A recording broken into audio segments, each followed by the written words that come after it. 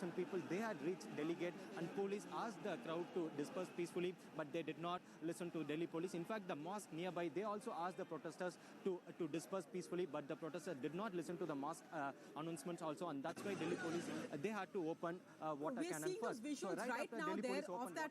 We're seeing those visuals right now there, Arvind, as you're pointing out, of that violence, of how to arrange. You're currently there where this violence happened. What's the situation now? We know that even reporters had to move away as the mob was going out of control, hide from the stone pelting. What's the situation now? If you can just show us behind you. Is it peaceful currently in Daryaganj?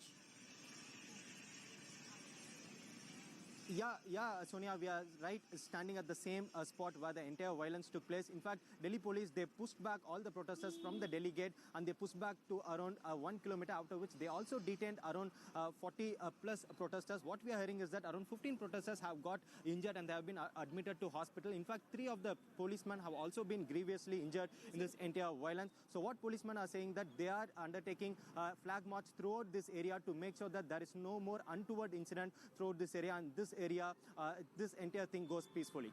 Sonia? And then, of course, today, bad news coming from Uttar Pradesh as well, where 6 people are now dead in violence as protesters and police clash. 6 people from across Uttar Pradesh have been killed. Now, they've been killed apparently because of firing. The police say that not a single bullet was fired by them.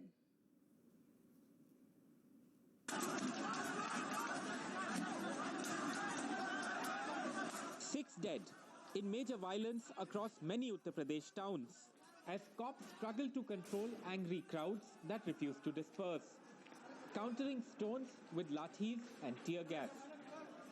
Among the affected areas, Gorakhpur, Chief Minister Adityanath's hometown, and Varanasi, Prime Minister Modi's Lok Sabha constituency. In places like Bulandshahr, attempts to use prominent Muslim clerics and politicians backfired, with mobs pelting stones on them too. Things were calmer in Uttar Pradesh's capital, where the police was out in full force. We lodged a FIR. We have named some people. We have made them unknown in most of the cases. In Sambal also, the local MP has been named in the FIR. You're saying the Samajwadi Party MP? Yes. I can't say right now that what led to such provocations on the part of the people. But all that I can say is that there were certain anti-social elements which got mixed up with the population. They tried to take advantage of the situation. They had the stones in their hands. But among those picked up by Lucknow cops, prominent activists like lawyer Mohammad Shoaib and former IPS officer S.R. Darapuri, who were both under unofficial house arrest on Thursday. There has been a lot of violence, and the police and the administration have totally failed to control it. They are not able to identify the people who are responsible for violence, which is their fault.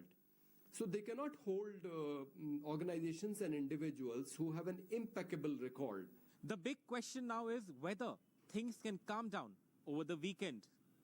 With Bureau Inputs and camera person Rajesh Gupta, this is Alok Pandey, NDTV. And while this is happening, what's happening with the top government ministers? Why are the Prime Minister, the Home Minister silent? In fact, the Home Minister today has been in his residence. There have been no public meetings. Well, the bureaucrats, government officials are now holding discussions. Already, sources are telling NDTV and other media organizations that draft rules are being formalized that include that if you're born in India after 1950, you will be a citizen. Sources are also that government is apprehensive about security, so they're going slow on the notification of the new Citizenship Act rules. But while we've seen conflicting voices, we've seen, for instance, yesterday the Minister of State for Home told us that, the rules have not been notified, there's no NRC just yet. Others are pointing to statements made by the Home Minister in previous years, where he has actually pointed out the links between the Citizenship Act and the National Register for Citizens. ये दीदी डराती है कि NRC से गोरखाओं को आपत्ति आती है। मैं कहना चाहता हूं, हम सिटीजनशिप अमेंडमेंट बिल लेकर आए हैं, गोरखाओं तो डरने की जरूरत जरा भी नहीं है।